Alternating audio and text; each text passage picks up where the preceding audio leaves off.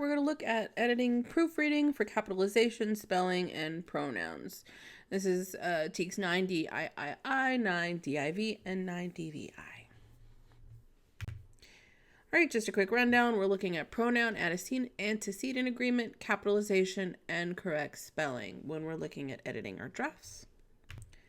All right, just a quick review on what pronoun, noun, antecedent agreement is. So, how a pronoun, so he, she, it, they, etc., replaces a noun that has already been mentioned in a sentence or paragraph, the antecedent. And so we're looking at the pronoun, we're looking at the noun that has already been mentioned. That's the antecedent. I want to make sure that you are familiar with these terms. The pronouns must agree with the antecedents in number, so singular or plural, gender, and person. So a pronoun, a word that takes the place of a noun. Antecedent, the noun the pronoun refers to. And so agreement rules. So just an example, number. The students lost their books. So students is plural, their is plural. So that pronoun is plural in a formal sense. Gender, Sarah took her coat. So female, Sarah. Clarity, this avoids vague pronoun references by ensuring your sentence has a clear antecedent. So once again, we're just going with formal writing, and these are the rules for formal writing. So just a little practice, pronoun antecedent agreement. So identify the pronoun and its antecedent for each sentence. Emily forgot to bring her notebook to class. I'm going to give you a couple seconds. All right. There's our pronoun. Emily is our antecedent. Looking at that next one, the dogs barked loudly until they saw their owner. Let's look for those pronouns. Take a look, giving you a second. They and their is our pronoun, so let's take a look. What is the antecedent? So what is the subject or the noun, that precedes both of these? The dogs. And so take note, the dogs is plural, they and their are there. They and their are the plural pronoun. Looking at the next sentence, Jason and Mia cleaned their room before dinner. So where's my pronoun? My antecedent is Jason and Mia, so unfortunately I clicked that first. But if I have Jason and Mia, then that means that my pronoun is what? Plural, because it's there, because it's two people, right? Both of them cleaned their room. So I needed to make sure that that is plural because it is two people, more than one. Then finally, each student must hand in his or her homework on time. Take a look at both of these in case I got my little highlighting mixed up. Each student must hand in his or her homework on time. What is my pronoun? Nope, I still did that with the subject. My antecedent is each student. So if it's each student, I want you to think about the pronouns for this, his or her. And if you take note, his or her is not plural. And the key thing here is each student. When I look at the term each, I've now made it singular. I'm talking about each single student, which means that I now have to identify his or her. Now, if I said students must hand in homework, it would be students must hand in their homework. That's plural. But the minute I put each in front of that, I now have to do his or her because that is singular. All right, we're going to do a little practice here. Go ahead, pause if you need to. But I'm going to read the sentence, give a couple seconds, and then you're going to let me know, or I'm going to let you know, if there is a error in the sentence or if it's correct. So, like I said, after I read the sentence, hit pause just to give yourself a little bit of time to think, and then see if you were correct. So, the teacher gave their student a challenging assignment. So, is that pronoun antecedent correct? No, it is not. A pluralization error. So once again, the subject is the teacher. So I'm looking for my pronoun there. So there is formally plural. So I need to change it to the teacher gave his students a challenging assignment, or the teacher gave her students a challenging assignment. But that's how I would fix that. Once again, we're doing formal writing, so we're going to keep to there being plural for now. The books were so old that they were falling apart. So take a look. Give it yourself a second. It's correct. The books is plural, and then I have they as my pronoun. Next, everyone must bring their own lunch. Take a look. Give yourself a moment. No, everyone is singular. So you want to do everyone must bring his or her lunch. And so that's a tricky one, and I can guarantee you're going to see it at some point in your life as a multiple choice question trying to trip you up. Next, the committee made its final decision. Take a look, make a choice. That is correct. So the committee made its final decision. It is just a single entity. It is not a person. But there we go. Neither James nor his friend brought his homework. So neither James nor his friend brought his homework. Or his friends brought his homework. So let's take a look. A pluralization error. Neither nor is indicating two people, therefore plural. So neither James nor his friends brought their homework to school. Unless we're talking about James's homework, but there's no reason why his friends would bring his homework. So all of them didn't bring their homework to class. So neither James nor his friends brought their homework. So we're talking about both of them. There's more than one. Okay, we're looking at correct capitalization.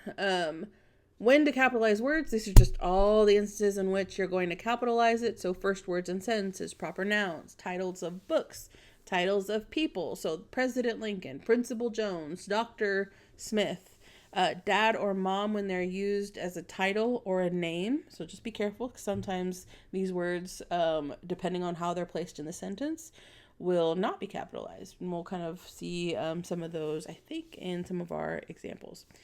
Days, months, holidays, geographic names, religious terms, nationalities and languages, historical events, and then brand names and organizations. Those are things that you need to be capitalized. See if a word is being used as a name. If so, that's when it's usually capitalized. Like I said, for dad or mom, if it's used as a name, that's when you're going to capitalize it.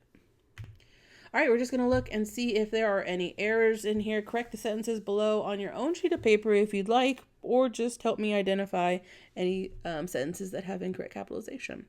So my sister wants to attend Stanford University to study biology and become a doctor. Take a look at all the possible words that could be capitalized. Write them down, identify them if you'd like, hit pause if you need some extra time. These are the capitalizations that you needed to have fixed. Next is my favorite book is To Kill a Mockingbird by Harper Lee, which I read in English class. So take a look, give yourself a moment if you have to by hitting pause. All right, we needed to make sure that we capitalize the author's name and then the actual English class. We needed to capitalize the English. And then finally, we went hiking in the Rocky Mountains last April with my Uncle James and his friends from Denver. All right, take a look, see what you need to capitalize, write them down, or just take a moment to identify them. And here we go. Rocky Mountains last April with my Uncle James. And so it's a part of his name. We're going to capitalize that. And then his friends from Denver. So that is also capitalized. All right, we have correct spelling. So this is one that you should get all these questions correct because you have access to a dictionary. So misspelled words will pop up in your editing passages on your STAAR test. Like I said, anytime you are offered an option that involves spelling a word differently, you should utilize the dictionary. So a tip, the dictionary can also help you with verb tense too, so kind of keep an eye out for that. And then finally, these should be 100% questions. Like I said, you have ample time and a dictionary built into this test. Anything that uses spelling or you recognize that it's playing around with spelling, use this dictionary. Every point counts, so please use it. All right, spelling on the STAAR, this is what it looks like. So what change needs to be made in sentence 14? It's not going to tell you what, change the spelling in a sentence. You're going to have to take a look and see. And so you'll kind of notice that here, it's not always all spelling, right? These are different options. After, there was, so you're changing some word choice. Here we have our spelling. Here, change the comma after the program to a colon. Like, that's not even a spelling option. So just be mindful of it. If you do find a spelling error, then it's very likely going to be the correct answer and you're going to save yourself from trouble. But yeah, I want you to be able to recognize, this is where that spelling is. This is what I need to look up. Just because it's not asking you for spelling in that question doesn't mean that you shouldn't be looking into that when you see it in an answer choice. And then you'll also see it this way as well in one of the drop-down selections for spelling. It's the same. Like, honestly, this is, it's just going to give you different options. You can answer the correct one if you go to the dictionary and just kind of match at this point, but type it in and it's going to help you out. And then finally, this one is you're going to have to write it in. So what revision can be made to the sentence to correct verb tense or even spelling? And sometimes spelling can be mixed in with verb tense, but you'll have to type it in. So just be mindful of that. And even as you're typing in, even if it's not specifically a spelling question, you don't want to leave the person grading your test any room to make it mark it wrong. So use the dictionary to help your spelling when you're having to write in any type of blank or short constructed response or your essay. Use your dictionary. Okay. STAAR practice. Let's look at some questions that we have. All right, let's look at question 1. The group's mission is to bring people together to share and preserve its stories. What change should be made in sentence 9? So go ahead, take a moment on a scratch sheet of paper. I want you to write down your answer for this, or just indicate it because this is practice. And then hit pause if you need some think time. But once you come back, I'm going to tell you the right answer. All right, our correct answer is D. It's to there. And so what we're going to take a look at is this term here. If we're changing that, that means that the pronoun antecedent wasn't matching. And so if we look at it's the group's mission is to bring people together to share and preserve their stories, because we're talking about people, and people is plural, so we want to change that. I'm going to go through these questions or these other answer choices and tell you why they're wrong. So groups. I don't want to change that apostrophe only because that would change how many groups are included in this question. I'm only talking about one group, so I want to keep it like this. I'm not going to make it plural. This makes it plural, and that changes the intent of the overall sentence. Same thing for B. Change people to people. I am not going to capitalize people because it's not a proper noun. You don't capitalize just these random words, so I'm going to cross that out. And then finally, preserve to preserve. So this looks like a spelling thing. Pull up your dictionary, double check. So if I were to pull up a dictionary here, which I can't in PowerPoint, but if I were to pull it up, it would tell me that preserve is spelled correctly, and I'm not going to change it. This is spelled incorrectly for preserve is spelled correctly. This right here is not correct. You could even type this into the dictionary. It'll tell you it's not correct, or it just won't show any type of response because it's not a word. So D is our correct answer. Question 2. Furthermore, serve as secretary of the sophomore class, and I volunteer weekly at our local humane society. What change should be made in sentence 22? Go ahead and hit pause. Give yourself a moment to select your answer choice, and then come back, and then we're going to go over them. All right, your correct answer is B. So you're going to change humane society to a lowercase humane society. This is a little tricky because there are many humane societies, you've probably seen them before, that are capitalized, but it's because they're a part of a larger name. So for instance, if I were to say at our local Fort Bend County Humane Society, that's the name of the entire institution that's there. But here it's just something that's very vague. There's no specificity here. It's as if I were going to say, I volunteer weekly at our local church, or we go and visit our local grocery store. Like, these aren't proper names, but I would change it if I were talking about Holy Rosary Church or HEB. So those would be capitalized, but those are proper names, a part of something connected. So that's going to trick you a little bit. So you really have to pay attention to the words that are around it and understanding that it's used. This was left over. I forgot to change the answer choice. The word isn't even in this sentence, but even then, there's no case in which you're going to capitalize people, or rarely any case. And then finally, change volunteer to volunteer. That is a spelling issue. So if you look at the dictionary, you're going to notice that this is the correct way to spell volunteer. The other is not. Easy way to get a question, or at least to knock out some answer choices, is to use that dictionary. So you could easily knock out this because the dictionary would tell you volunteer is written correctly. All right. Next, question 3. With cast blue skies, breathtaking landscapes, and millions of ancient fossils, the Guadalupe Mountains are a picture-perfect scene, a workout, and a geology lesson all rolled into one unforgettable experience. What change should be made in sentence 3? Go ahead, take a moment, hit pause if you need to. All right, your answer choice is D. Once again, check your dictionary and you can knock this out right away. Honestly, if you see any words that look like it's going to be a spelling thing, or it's referring to spelling, I would go ahead, bring out that dictionary, and then check right away, because then if this is misspelled incorrectly, I don't necessarily need to look at these answer choices because we have to fix that. But because this is a review of the tutorial, I'm going to go over why all the other ones are not correct. So looking at change skies to skies, we look at this, we're changing verb tense, or not verb tense, sorry. How many, actually, yeah, verb tense. We cast blue skies. It's just, that's spelling too. Sorry. It's spelling. Go ahead, take a look in your dictionary. It is going to tell you that the latter is incorrect. B, changed ancient to ancient. Let's see, where's the ancient? Millions of ancient fossils. There's no reason why that would be capitalized. It is not a proper noun of any sort. So we're going to X that out.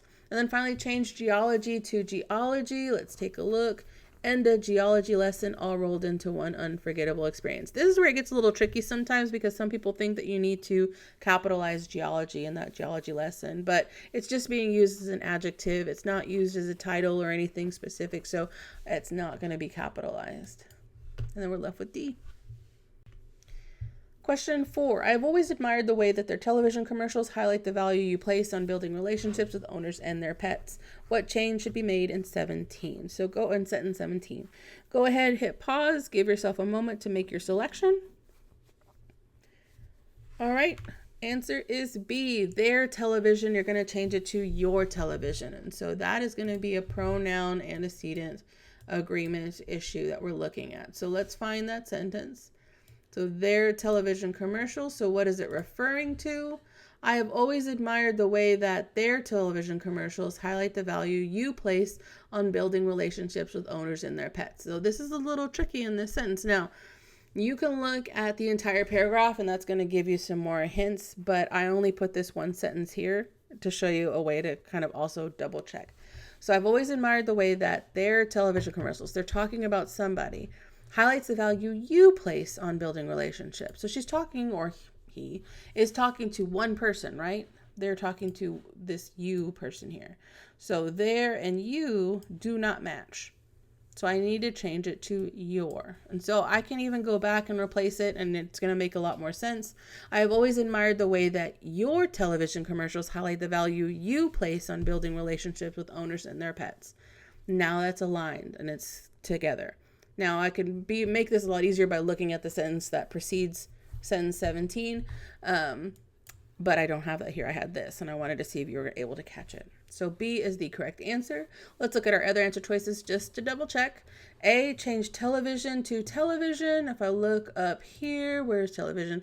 No reason to capitalize it. It's not a proper noun, so I'm not going to be using that. Change highlight to highlight, that's a spelling issue. You look in the dictionary, you realize that they got it right the first time, so I'm not making any changes to that. And then here we have another pronoun one, so we're going to double check and make sure. Relationships with owners and their pets, and so because it's plural, I'm going to keep it as their. I'm not doing singular. Now, if I were going to do building relationships with each owners and his or her pets, then yeah, what would happen? Or each owner and his or her pets. Then I would make that change, but yeah, I wouldn't here for this one. All right, let me just cross that out. There we go.